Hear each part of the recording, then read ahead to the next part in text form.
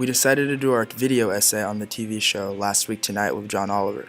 His show explores a satirical look at news, politics, and other current events on a weekly basis, taking cues from other satirical news shows such as The Daily Show. Over the last decade, the presentation of news has been ever-changing, with the latest developments being its interpretation through comedians such as Oliver. Welcome to the decline of the American empire. Oh, okay. Something I gather from that reaction you've been waiting quite a long time for. Several news anchors have stepped away from the traditional subjective means of reporting what is going on in our world, and they have found it more beneficial to appeal to the funny side of things. Last Week Tonight, I am John Oliver, and welcome to whatever this is. Oliver uses a combination of his character, merging satire, humor, and investigative journalism through a variety of techniques to interest and preempt reaction from his audience about the pressing issues of the world. Much of Oliver's success stems from his background, primarily as a British stand-up comedian. Does being British an outsider help you in looking at American politics and journalism and culture? I think being an outsider in general always helps you in comedy. I think it helps to have an outsider's eye, and so I have an outsider's voice, you know, where as soon as I start talking I don't belong here, and I think that helps in a way. The British background gives Oliver a fresh and independent perspective on the issues he discusses.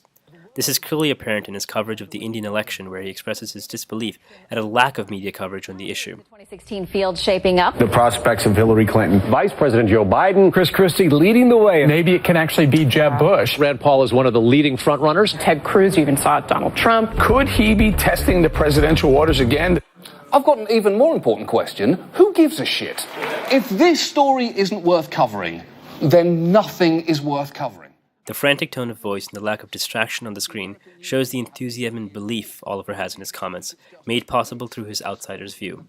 His verbal nimbleness and his ability to deliver a joke, such as his comment when addressing Rahul Gandhi, saying, So let's deal with Gandhi first, and I'll realise that it is not the first time that sentence has been said in a British accent. Adds both interest through comedic effect and historical background, piquing the public awareness on the issue while simultaneously educating the audience in a way they enjoy it. The most significant aspect which sets John Oliver apart from all other news shows is his intrinsic use of comedy and satire to present worldwide issues while subjectively asserting his own opinion on the situation. This sets his show apart from all of the news shows just because he adds humor behind everything he says. He uses humor not to trivialize the content of a situation. However, he uses satire to highlight the different frauds and illicit activities that are being mentioned in this situation. For example, on the second episode of the show, he tackles the death penalty. I know what you're thinking. You're thinking, wait, you're not going to really do a comic take on the death penalty, right? It's your second episode. I haven't even decided if I like this show yet. Well, the fact that he adds satire, one, helps alleviate some of the seriousness behind some of the news stories. It makes the stories easier to understand, and it gives the audience a way to relate to the story. By constantly using humor, John Oliver effectively keeps the audience entertained while making sure that they understand the issues at hand, despite the lack of comedy initially associated with it. How do you decide what you're going to cover? We've been drawn so far to slightly more off the beaten tracks. Nothing that screams, I'm going to be amazing comic fodder. Yeah, we've kind of been drawn to making life difficult for ourselves. Another effective aspect in John Oliver's show, Last Week Tonight, is his consistent use of irony as a way of denunciation.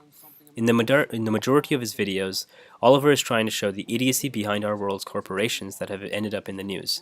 In one scene, Oliver highlights the irony of how it is easier for a Pakistani donkey to obtain a visa than it is for a Pakistani translator under prosecution for aiding the United States.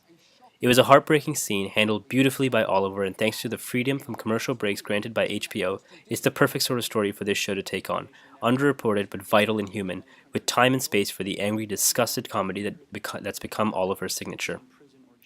Oliver promises at the beginning, let me warn you, our main story tonight is going to end with you getting extremely angry at a donkey. A moment that's funny and also accurate. The continuous stream of images are also used to effectively convey irony, either amplifying or jarringly contrasting Oliver's points. Despite the show's comedy basis, Oliver creates much of the comedy through fact.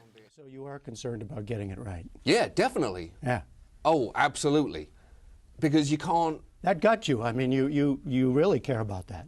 For sure. Yeah. Because you can't build... If a joke's built on sand, it just doesn't work, or it like collapses. It's very, very important to us that we're solid.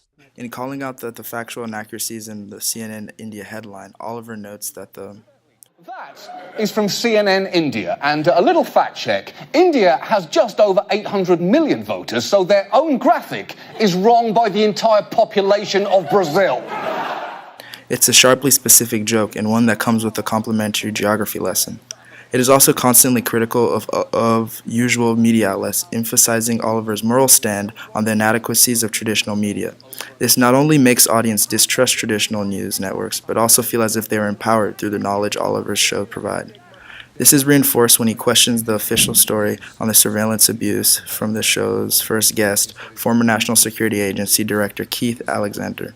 The host doesn't indulge in any confrontational or accusational tactics, but merely presents the viewers with the contradictory findings from other sources, following up with the customary joke by suggesting opportunities for rebranding the NSA as Listener. The only agency in government that really listens. That's what I'm saying. That's what I'm saying. Because in many ways, the NSA is the perfect partner. So, let me introduce you to the new NSA, Trevor. I think this is good. Tell us about your day, everything about it. How's Mohammed at work? How is he? What's he been doing? Lastly, one of Oliver's most useful weapons is his clever use of analogies to make sometimes complicated content understandable to the viewer. Yes. The guy who used to run the cable industry's lobbying arm is now running the agency tasked with regulating it. That is the equivalent of needing a babysitter and hiring a dingo. Here, the fact-quoting breakdown of legislation that is normally dull and uninteresting is instantly relatable through a witty analogy representative of the state Oliver believes the government to be in.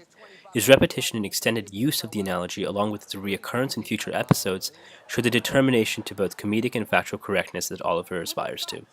The net neutrality clip is a perfect example of an undercovered issue perceived as boring by the media and the public, but brought to life through Oliver's unique blend of fact, fiction, and funny, ultimately aspiring to spread awareness and create change through comedy.